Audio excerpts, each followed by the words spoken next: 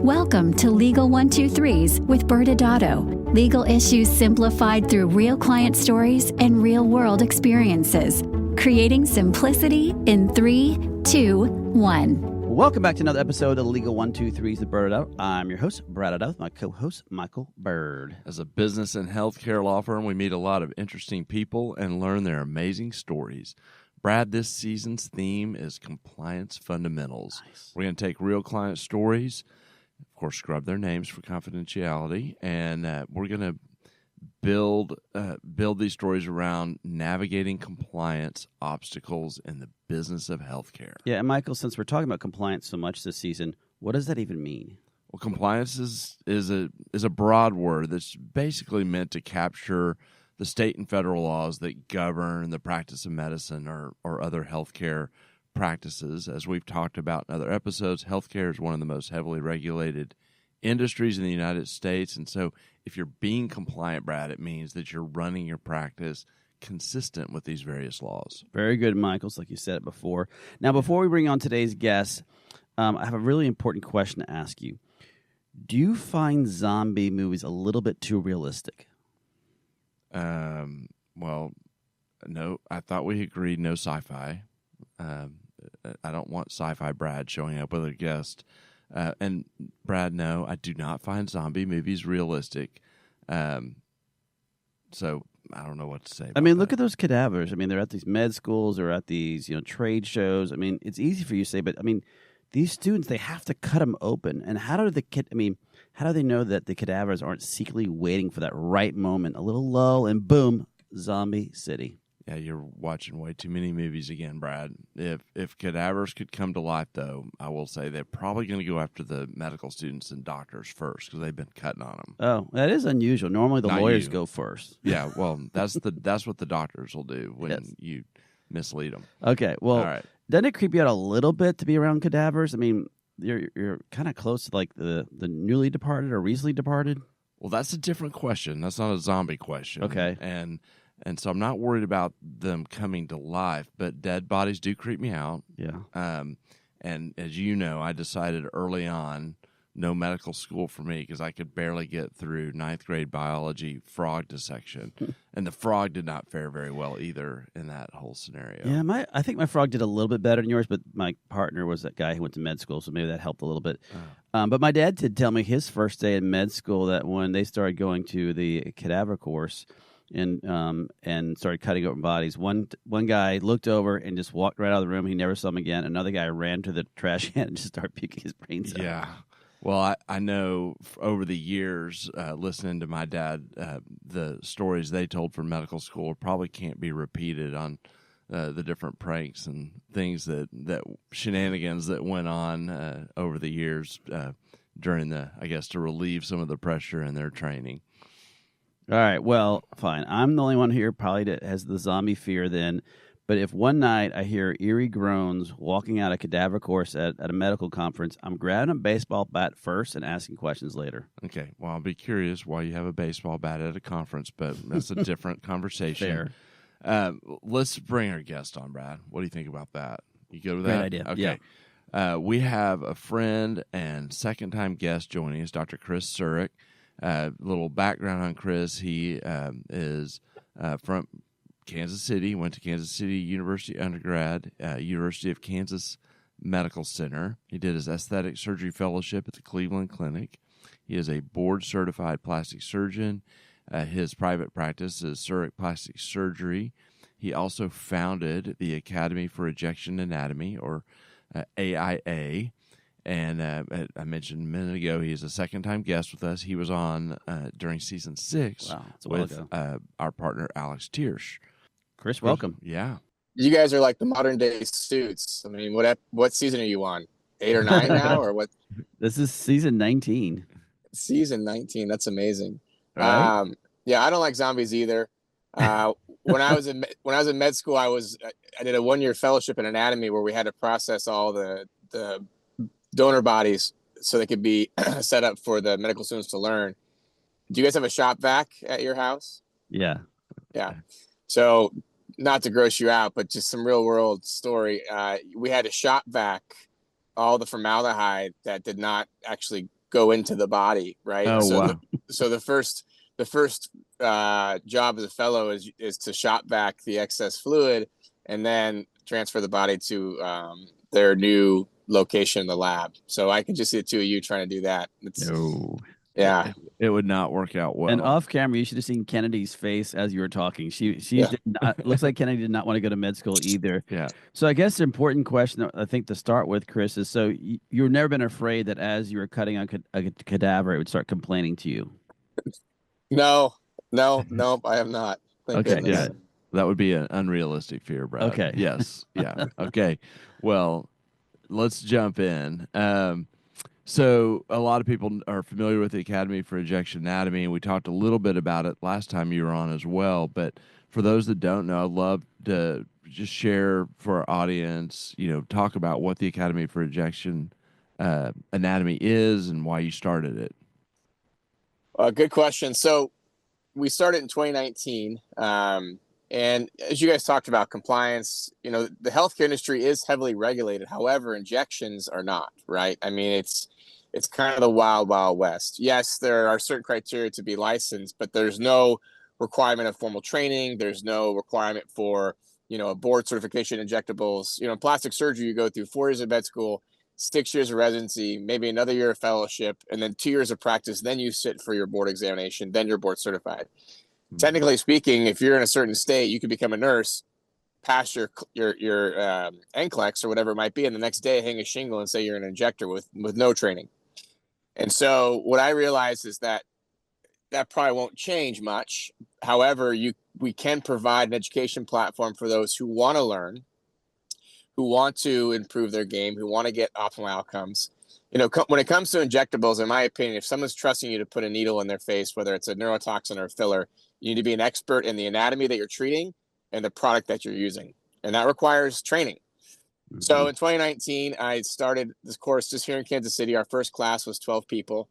And I recognized that there was a thirst for anatomical knowledge, which is a skill set that I spent a lot of time on. I've been studying and publishing on anatomy now for over a decade. And it's an area that I love to teach. And it's an area that is critical for an injector to understand. And the best way to teach them is with hands-on training. So I'm a visual and tactile learner.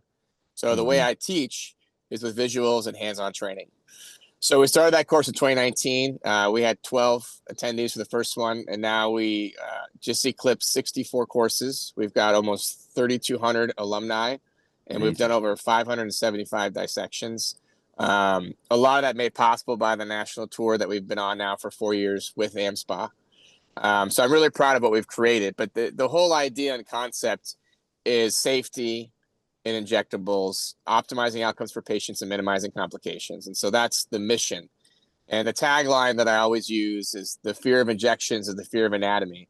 And what I mean by that is I want every injector, just like a surgeon, to have a healthy fear of what can go wrong. So they stay sharp, they stay up to date on their education, and they stay optimal in their safe approach to injecting patients. Fascinating. And so with, your course, or maybe your course is different, but what are the typical kind of topics that are covered at, and I guess at AIA would be one to use, like as you're going through it, tell the audience like a little more details.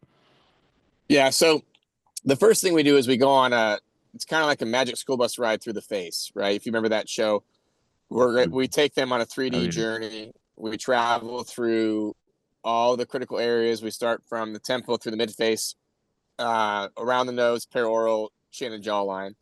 And so I lecture for probably close to 5.5 hours, I think it is, in the morning.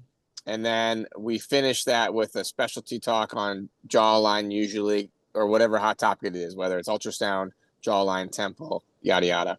Mm-hmm. And then that afternoon, we take a deep dive into rheology. And so rheology is a term for gel science. And the aesthetics industry is very impulsive. There's a lot of sexy things about it, but also, when your rep's trying to sell you a filler, they use all these terms, that make it sound attractive, but they're not necessarily scientific. And so with rheology, we try and walk the injector through what actually is comprised in these gels, how they're made, proprietary manufacturing, pros and cons, yada, yada. So they understand what gel to use and where. And then we finish off the first day with a complications panel, because if you inject enough, you are going to have a complication. The question becomes, when you have that complication, how do you respond, right? You got to run towards it, not away from it. And you have to have a plan. So that's day one. And then typically we do dinner and a book signing and a reception that night. And then Sunday morning, so it's usually a weekend course, Saturday, Sunday. Sunday morning, we do a 5-hour hands-on cadaver lab. And again, we've done that 63 times. So we have it down to a pretty polished sequence. But the idea is that, cadaver dissection is destructive, right? Because you're trying to explore structures where you have to recognize them before you remove them to get to the next structure. And so we walk these attendees through a very structured, full face, 3-dimensional cadaver dissection. And the real pearl to AIA, for those who out there are looking for a course, there's a lot of options out there now for cadaver courses, which is good for the industry. However, what's unique about us is we teach what's called cross-sectional anatomy. So a lot of meetings you go to with your baseball bat, you're going to see that there's these layered dissections where they peel the face apart in layers. And that makes for pretty camera time for those who are interested. But you're not, in real world, we're not peeling apart our patients' faces when it comes to injectables, right? You're not doing surgery. And so we teach cross-sectional cuts, which means we teach what's happening in every single layer from skin all the way down to bone. And when you cut it down like you're cutting a cake, each layer is exposed. And so you can see what's in each room, in each floor, if you will, as you travel from your injection point to your target. And that's really I would say the special thing about the way that we teach anatomy. That's amazing. Well, I should have said this. You said we were the modern day Suits. I think you're the medical training version of Suits with the 64 times now, and Right. and the number of people you help train. That's amazing. Talk a little bit about kind of what level of subject matter expertise your trainees have. Are we talking about beginners or people that are already have experience as injectors?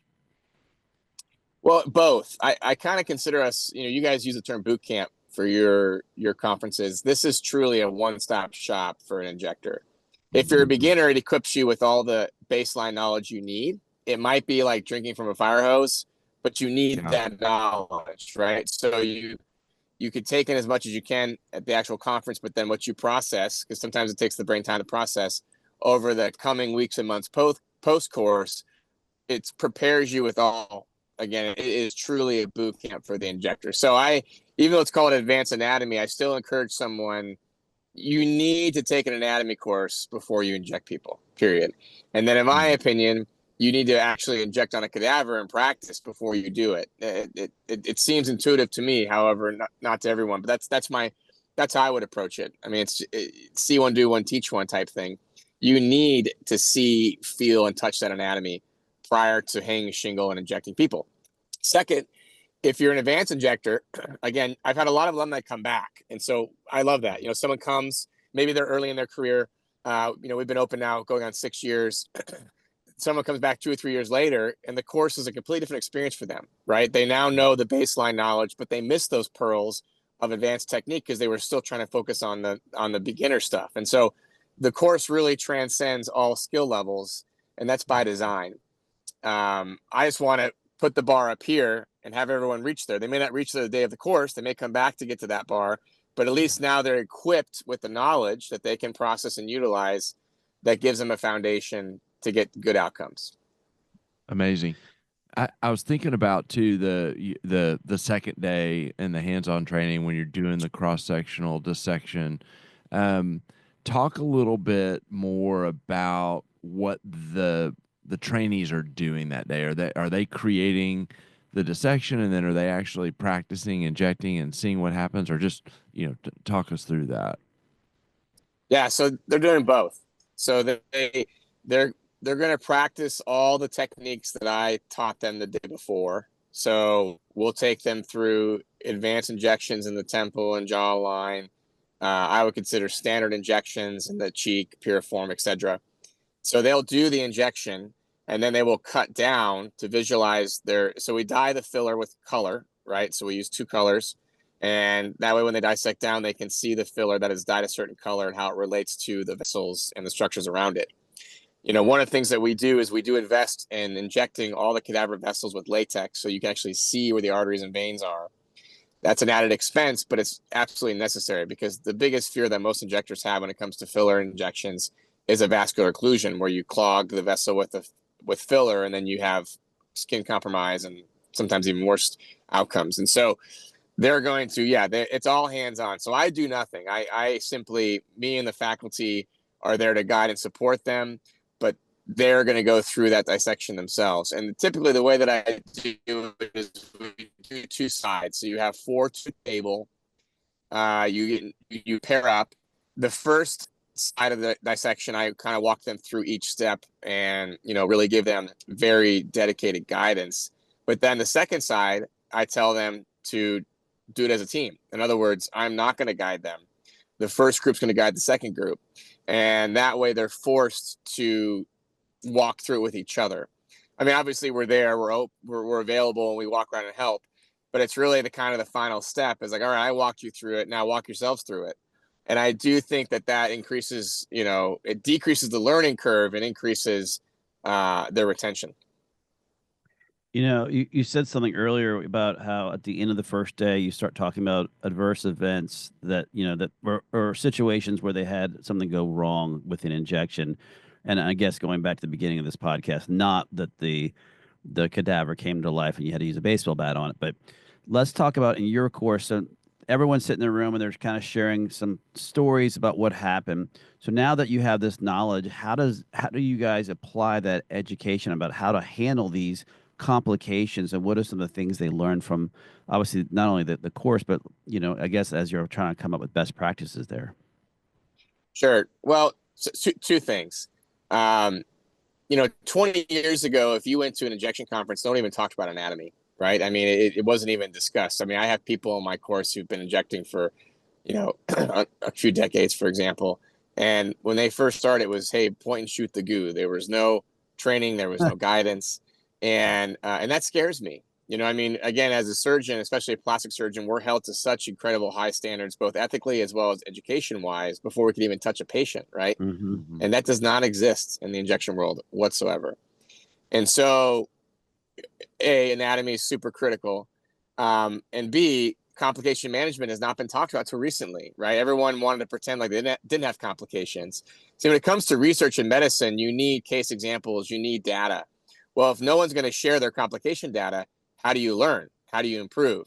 And so what I've seen is a paradigm shift in the industry over the past, let's call it, 5-10 years, where now we all talk about complications because we want to learn how to handle them.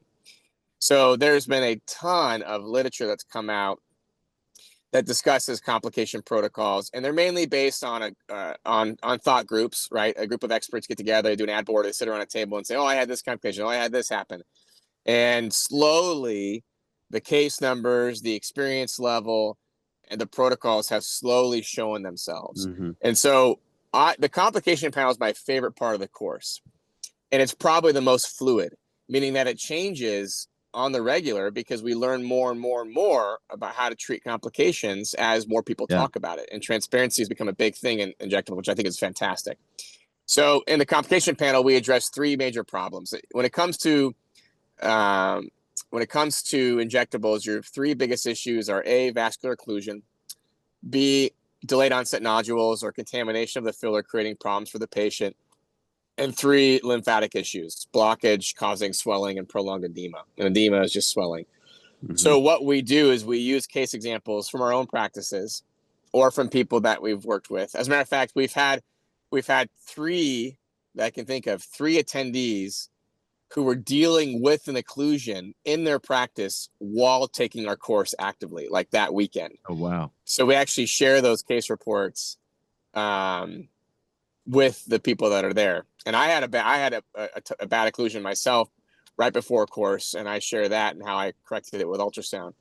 And so I think sharing that transparency and being open, not only does it humanize everybody and disarm them, but it allows us to have very good open conversations about what happens when things go wrong.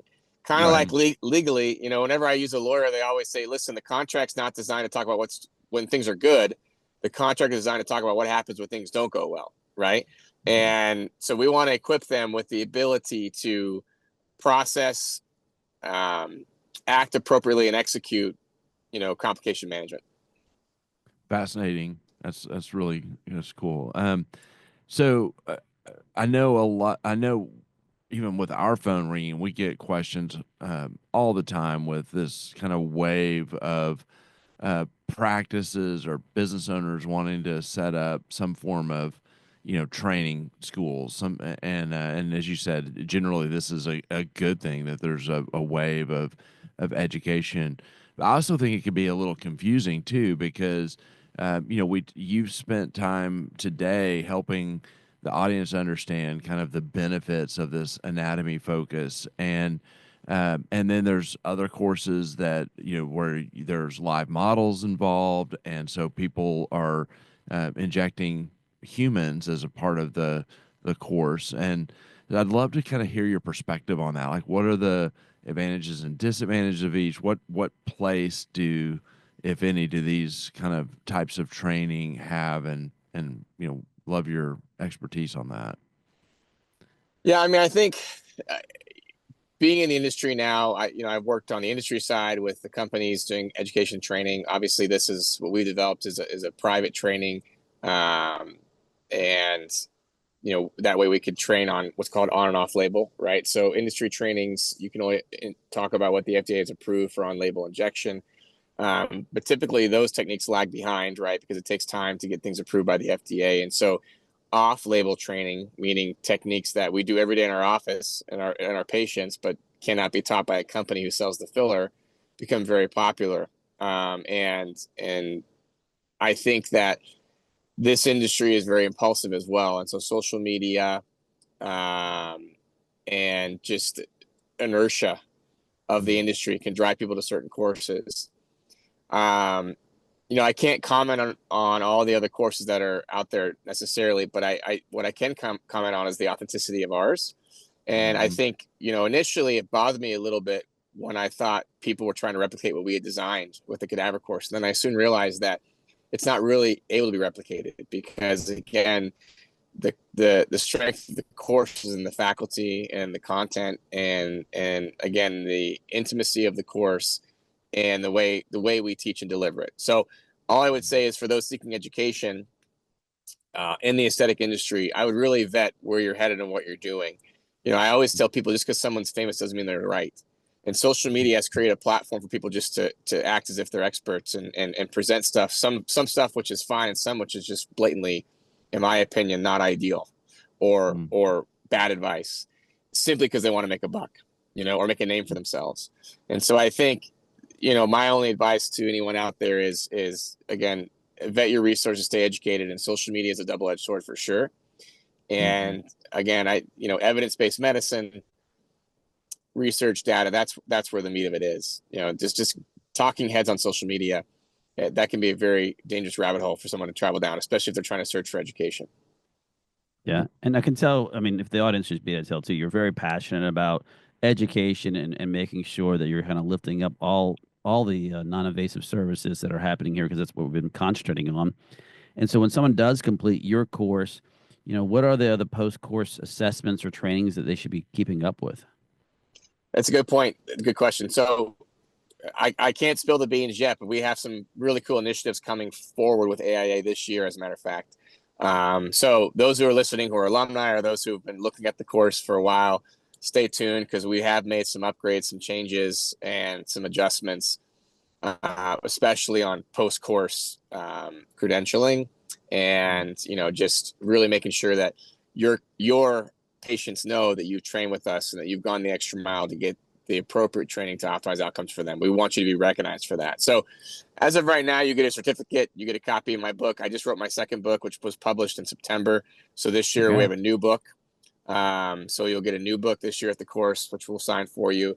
And that book is essentially all the work that I've done between my first book in 2017 to now. So it's a compilation of 8 years of anatomy training distilled down to, again, hopefully a level that multiple skill levels can process. And that's combined with my co-author, Steve Weiner, on ultrasound. And so it's an atlas of facial anatomy combined with ultrasound, which is a new modality that by all means should be incorporated to any advanced injector's office. So we're super excited about that. And that's doing exceptionally well. It's selling really well, which is great. But anyhow, getting back to your original question, simply hanging that diploma in your office and being able to say that you're an AA graduate, I think already carries a lot of weight in the industry. And I think that if you explain to your patients what you did and why you did it and how it benefits them, that's also a plus. But we are going to add another layer, hopefully, to that. I mean, the industry is ready for more designation for those that have appropriate training versus those that don't. And in a commodity business like Botox and fillers, you need to be able to designate and separate yourself appropriately, so your patients know, okay, this person has done the legwork. They care enough to go take these courses to make sure that my outcomes are the best. And what I tell everyone when we have the course is everything we do, even in surgery, is treat anatomy. Every crease, crevice, shadow, contour in the face, it's all anatomy. So literally in aesthetic medicine, whether you do lasers, peels, Botox, rhinoplasties, or facelifts, all you're doing day in and day out is treating anatomy. So if you don't know your anatomy, how can you treat it properly? This doesn't make sense. That's amazing. Well, we've run our course, so to speak. Today, our time together flew by. It was extremely helpful, and we're grateful that you joined us today on the Legal 123s with ByrdAdatto. Thank you for joining us. After we let you go, Brad and I will, after commercial, wrap up with a little legal summary. You guys are the Kelsey brothers. You should get an Amazon deal for your podcast. All right, Amazon, I hope you're listening. Yes. Yeah. Same numbers. Exactly. Yeah. Good to see you, Chris. Thanks. All right, guys. Take care. Thanks for having me. Many business owners use legal counsel as a last resort rather than as a proactive tool that can further their success. Why?